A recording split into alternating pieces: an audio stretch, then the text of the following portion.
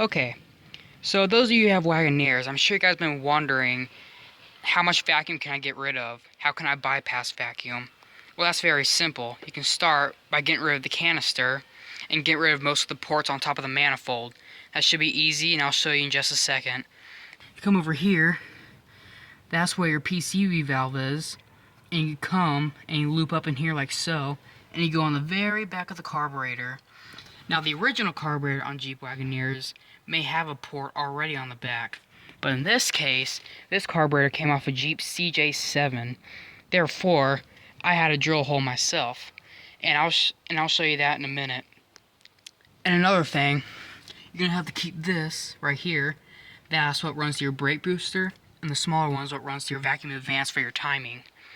So I'm gonna show you some diagrams and some tips on how to bypass that real quick. Alright, here we are inside the Jeep.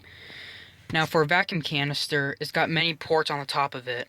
You got this port right here, it's for the ported vacuum, and then you got the PCV, which you don't need that anymore. You're able to bypass that and just take it straight to the carburetor.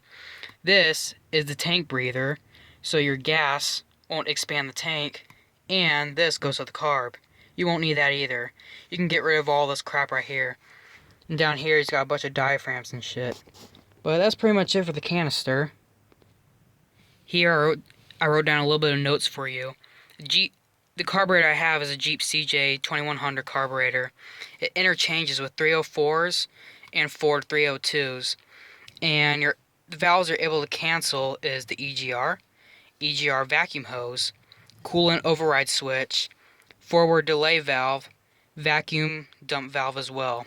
And if you come down here, here's a diagram where all the valves are located. And where you see the X's are the ports you will not need no longer. All you need is your brake booster valve, your line, your vacuum advance for your timing, and you will need your choke eventually, but we're not going to go to that just yet.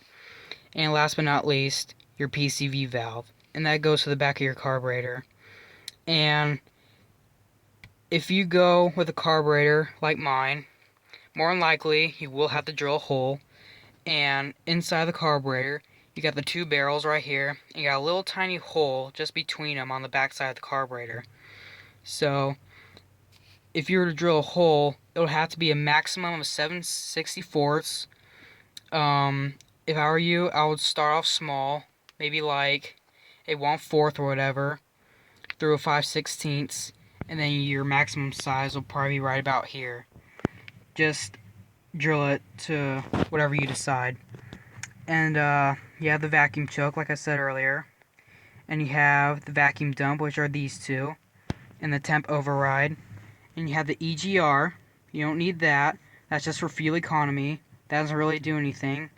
And you have the carb right here, and you have the coolant temp up here, which you don't need that either. The coolant temp you should find where the AC compressor bracket is, and that will no longer be needed either. If you still don't know what I'm talking about, here's a clearer picture so you can see what you will need and what you'll need to cancel out. All these right here are going to get canceled out, like I said earlier. You're not going to need any of this, just the PCV and your brake booster and your vacuum advance.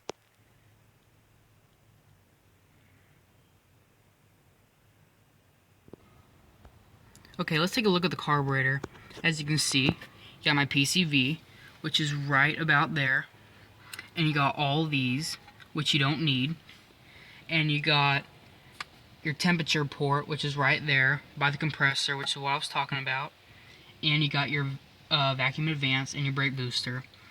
Now, if you have a Jeep CJ 2100 Motorcraft carburetor, whatever you do not plug up this valve right here. You will need it. It has to breathe, or your car will not run. So keep that, put a filter on it, do whatever the hell you gotta do, and just go from there. Another thing I like to tell you, there's another canister right here that has to do with the Quadra-Track, and if you're no longer using that, you don't need that either, just to let you know. Okay guys, hope you learned something. Don't forget to subscribe to my videos, and I'll see you next time.